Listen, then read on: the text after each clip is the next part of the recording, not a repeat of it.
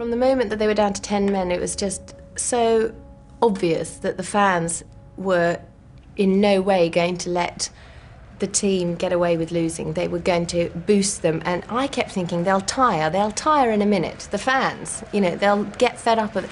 No, they just kept coming up with new things. And if I'd been a player on that pitch, I mean, that would have lifted me no end. The England supporters there were fantastic. You know, we did try to uplift the team.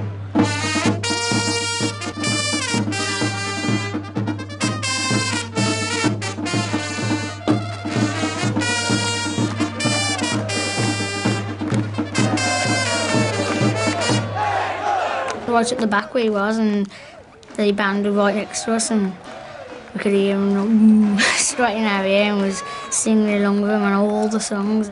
What they do is that constant playing, and the constant playing meant that the fans were constantly singing. I've never heard support like it. The England supporters band had followed the team to all the World Cup fixtures, but it was at this one that they became national heroes. Did the great escape from start to finish, just to keep the crowd going and all that, because everybody just really cheered on that song, and it was brilliant. We gave it everything, and we couldn't believe the response to it, to be honest, because in all the other games up to it, there were pockets who knew it, and it didn't seem to spread, but it just clicked. It just went, and it was amazing. That there was a general feeling amongst the supporters that there's no way we were going to be outshouted, and there's no way that we were going to be anything other than right behind our team, giving them everything.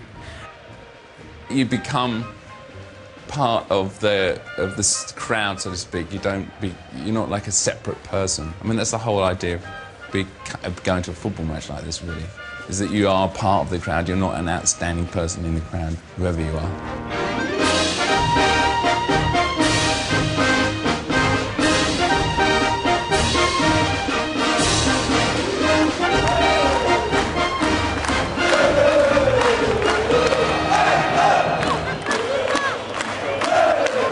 They, I suppose, sensed that, you know, we needed that lift as well. We were, you know, a man down, and we needed all the help we could get, and they certainly, you know, gave it everything, just as we did.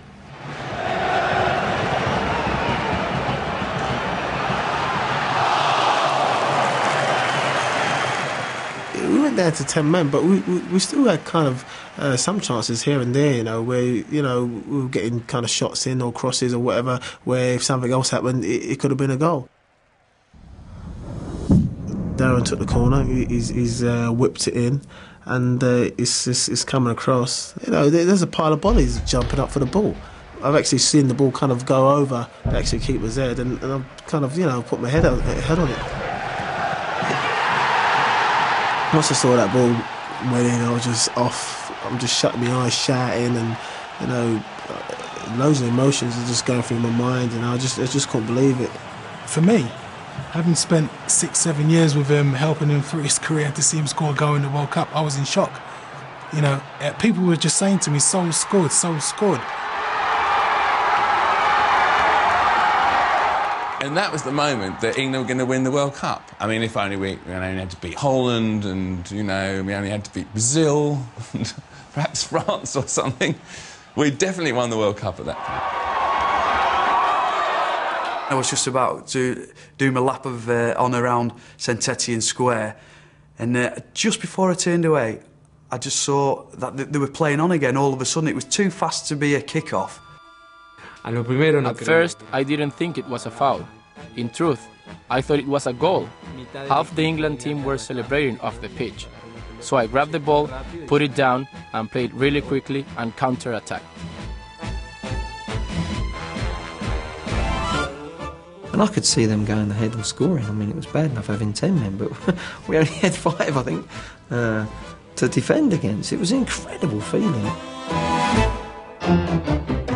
It just all changes, you know. You look around, and, like, you know, the Argentinian players are going on attacking, and, you know, from ecstasy to down to the gutters in seconds.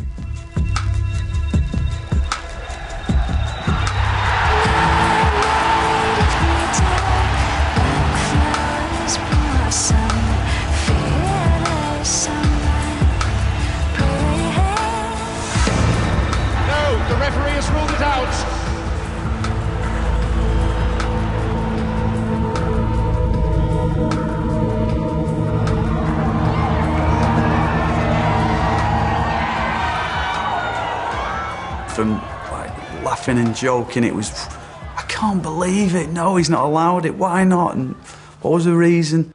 I think it was a clear free kick from Alan Shearer.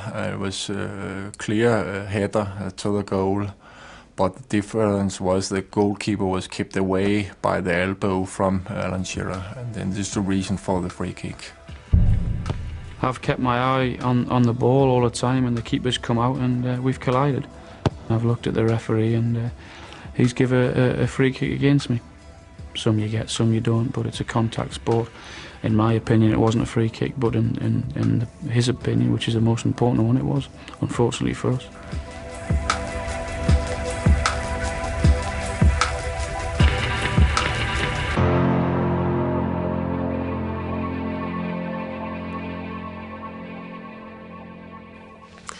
Topsy-turvy game, really. It was amazing. It was just up and down and all around.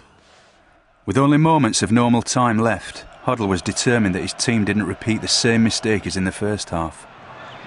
Anderton's kick. There is Sol Campbell. By the end of the second half, once we played with 10 men for 45 minutes, I thought that we'd still go on and win the game.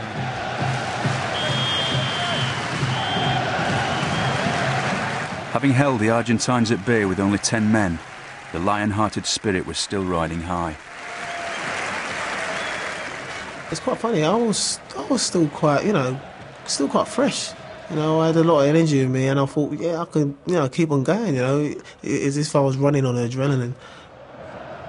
It was very, very emotional time. I think the fans started doing national anthem again. It was amazing.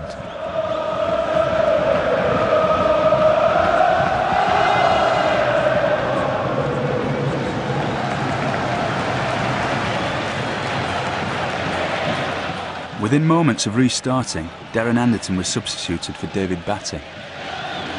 I was absolutely shattered, and I'd given it my all.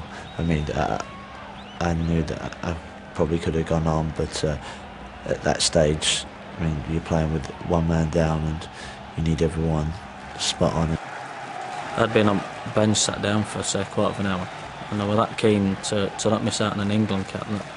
I just told Gaffer that I warmed up. I hadn't even had any sort of warm-up, so I just stripped my top off and I was straight on, and our lads were like laughing and that.